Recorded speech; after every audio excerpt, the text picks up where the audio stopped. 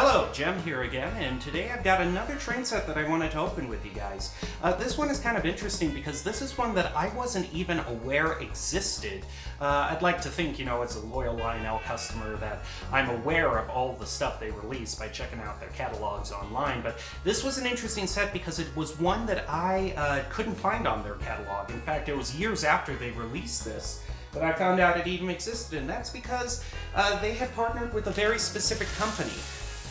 That's right, they had partnered with the Pokemon Company to release a special train set for Pokemon's 25th anniversary. Now, this is why it wasn't in their catalog. Pokemon Company wanted to sell it exclusively on the Pokemon Store.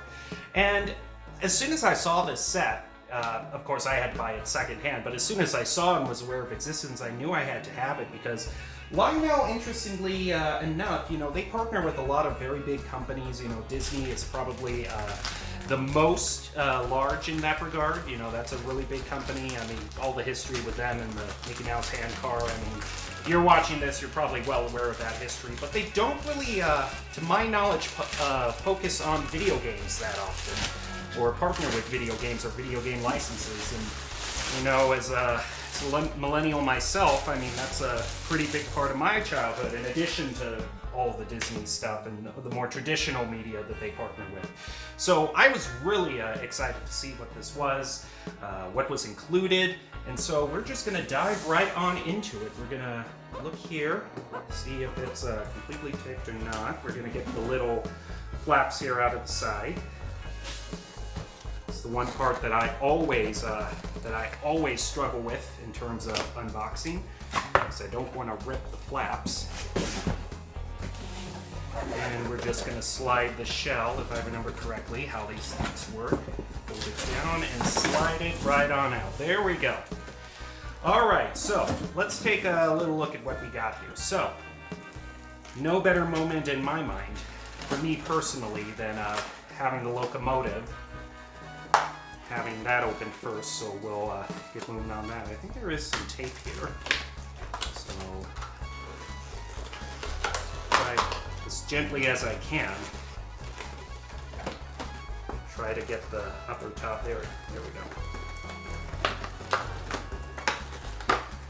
Try to get that. There we go. Yeah, there was a little bit of adhesive there, but all right. And then my favorite moment of all unboxing, at least in my mind, get that off there. Here we go. Grabbing the trademark blue ribbons and pulling the locomotive out. Okay, so what we got here is, I mean, if you've bought a Lionel set beforehand, this isn't going to be any huge surprise. This is their 242. This is their most standard locomotive. It's with the Lionel Lines freight set, tons of others. First Lionel train set that I owned was the 242. It was a Pennsylvania one. That one's long gone, but yeah, and looking at this, it's pretty standard stuff. It is a kind of a sleek gray color. The only stuff that you would really the only way you would really know, if this is a Pokemon set was just the little emblem right there. Other than that, there really isn't too much here. I think they might have missed, some good opportunities here. I mean, if we'll move on here, I'm just going to put that down there. And look at the tender. Of course, every tender these days with Lionel comes with the sound effects, but this is what, you get a nice little emblem of Pikachu in the Pokeball here, but this is where I think was kind of the biggest missed opportunities. I mean, if you look at the Pokeball design there, I mean, wouldn't that have just been perfect? Painted on the front of the locomotive with the headlight actually being the button in the middle that you press. That was kind of a missed opportunity in my mind. But yeah, I mean, this is pretty standard starter fare stuff. Nice thing is that the 242 is all die-cast. Always nice when in a starter set, you kind of get the sturdier die-cast stuff. Some locomotives in starter sets are unfortunately plastic. And if I show you the rest of my collection in a future video, you'll probably see some of the unfortunate drawbacks of that. Let's see what transformer we get here. This is the blue transformer, I believe, that has come with all their recent sets. Just give a quick little open there. Actually, no, I was wrong. But 2300 milliamps. I mean, this is plenty to get you started and stuff. I mean, I believe the least powerful toy transformer they ever released, or that I ever came in contact with, was the Lionel Junction one, and that one was really wimpy. I think it only gave out 700 or 900 milliamps. And then there's your Lion Chief locomotive with the emblem on there, 25th anniversary. Pretty standard stuff as far as the starter set goes. So overall, I mean, if you were to just look at the locomotive, you probably wouldn't be impressively wowed by a Pikachu emblem on a tender, but I think where this set really shines and why I got it was the rolling stock. And I love this theme that they did for rolling stock. Each one of the cars is themed after one of the Pokemon starter types. And each car shows all the Pokemon from that type up until this was the 25th anniversary. So up until Gen 7, I believe. So I'll just give a snip to the tape there. Here we go, boxcar, pretty standard, but I mean, the art on this is really nice, and nice little Easter egg here. If you open up, you'll see a Snorlax inside. Nice little touch. Probably would have been cool if it was a figurine rather than something a little just cut out there, but it's still pretty cool. I mean, Lionel, usually when they make boxcars, it's just a specific emblem placed on the boxcar, and truth be told, I would have been perfectly happy had they just, you know, gone with the Pokemon art on here and then call it a day. I mean, that's kind of the standard job, and not to sell this short, but I mean, this is really cool looking art for the Pokemon. So, was really excited to see that. And then this, you know, I don't know if there is anyone watching from Lionel, probably not. If there is anyone watching, but the tens and tens of people watching, if any of you know someone who works at Lionel who worked on this set, I mean, making the water starters a tank car is just such a cute little touch. I can hardly stand it. So, hey, you see everyone up through here. This was all the way up to Sun and Moon. So there's your tank car. Looks pretty cool. And then we move on to the grass type. In the grass type, we get something a little bit more than just a standard freight car. This is an operating car, if you will. This is Lionel's classic Gondola Chase. Here the two characters are a Pikachu and an Eevee. And this isn't anything fancy in terms of the Gondola Chase. It's the simple gear-driven model, like you saw on the Wile E. Coyote one, and a whole bunch more that are in kind of the more modern era. But yeah, there you go. And again, kind of with the Snorlax theme, I mean, there seems like there is enough room. If you look up from the top, there might have been enough room to kind of have some 3D figurines in here. Again, like the Wile E. Coyote one, I think that would have looked better than the little cutouts we got here of Pikachu and Eevee, but it's still pretty cool. I mean, the art is great. I think the art on all the rolling stock is really the highlight of the whole set. If the locomotive, I say, had decals that were all like this, like, I don't know what they would have put on there. I mean, they have Pikachu as the focus, of course, but I don't know, they could have put some legendaries on there, or trainers, or I don't know what. If the whole set had been that sort of, had all those types of decals on it, I think we would have had a home run set here. It's still really nice, don't get me wrong, all things considered. And then here, we have got the caboose. And this is a nice little selection of characters. This is another standard Lionel caboose, although nice little bonus that this one is lighted. You can see the pickup rollers on that one. That isn't something that Lionel always does in their cabooses. Pennsylvania Flyer one, that's just a standard caboose. The Area 51 set that I got a while ago, that's a really cheap caboose that I'll show you in a little while, but maybe not this video. But it's always nice when they just go that little extra mile, spend a few extra bucks to put a light bulb in it, make it that much more realistic. And having Mew on there is a nice touch as well. So overall, I mean, I think the train looks really good.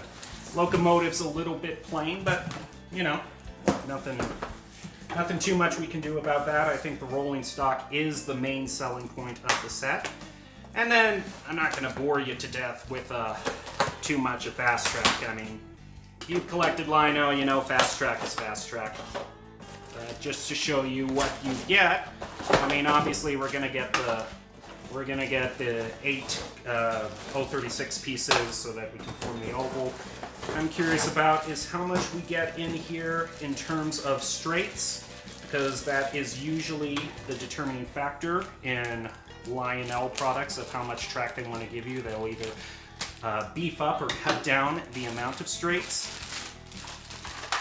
And here it looks like we got 4. So this is kind of right in the middle of the line on their very cheap starter sets. Lionel, I think the Area 51 set that I got only included 2. This one includes 4. So that's kind of the standard size. I know on the Lionel Hot Wheels set, that one had 3 straights each side, so you can make a really long oval with that. Or even more of something a little bit more of a rectangle shape. But this one, yeah, you don't have any accessory activator packs with this, just the power module one. I also think that kind of was a little bit of a missed opportunity, if you ask me. I mean, you think about, excuse me, nothing happened there, but you think about the whole world that Pokemon has. I mean, so many characters, and anything that couldn't have been included, with this train set itself, any characters that didn't make the set itself could have been shown in, accessories and all that, and buildings you could. I think they might have had some pretty cool options on the table had they decided to collaborate with Pokemon Company a little bit more and make like a full range of Pokemon type stuff. I mean, you could make an actual Pokemon Center, a plug, explain, and play Pokemon Center there, with the little Snorlax that they included there as an Easter egg. You can only imagine, little Easter eggs they can put in with a full line of Pokemon products. But yeah, there it is, the Pokemon 25th anniversary set. And we'll see how this puppy runs here. I'm gonna set it up and get you guys a video of it running, and then give you my final thoughts with everything included, sounds and sound effects and all. So see you soon. Ready to roll, dispatcher. Can I get to the main line? Over. Roger that. Take the green. Over. Roger that. Cleared outbound. Out.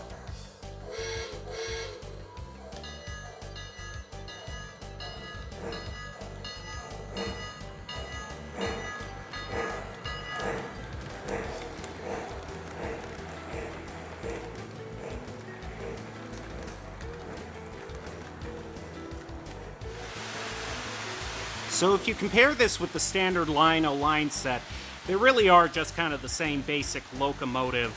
Although the Lionel line set does have that extra wheel on the front to make it a 442, and that really does make the locomotive more stable overall. I will have to say though, I do like the whistle more on the Pokemon Express one. For reference, once again, here's the Lionel lines. And now Pokemon Express. It's a lot more chonky of a whistle, I believe. The one thing, though, that I'm not too thrilled of is if you listen, or if you saw as the train pulled away, but I'll play it again.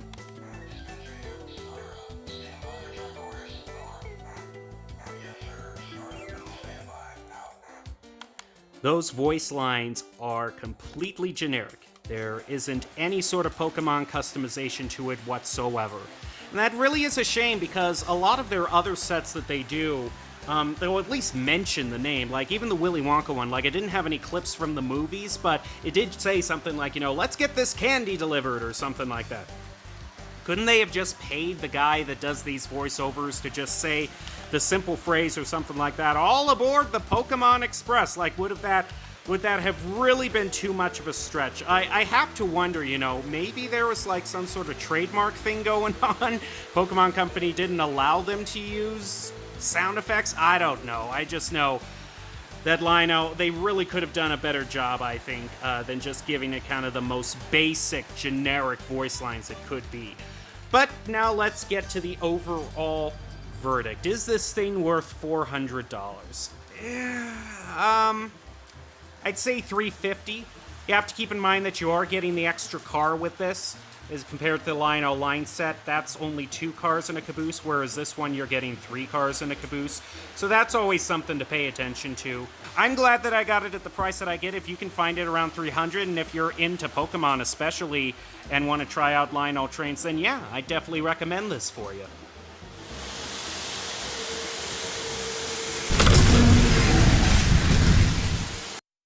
That's a fender bender.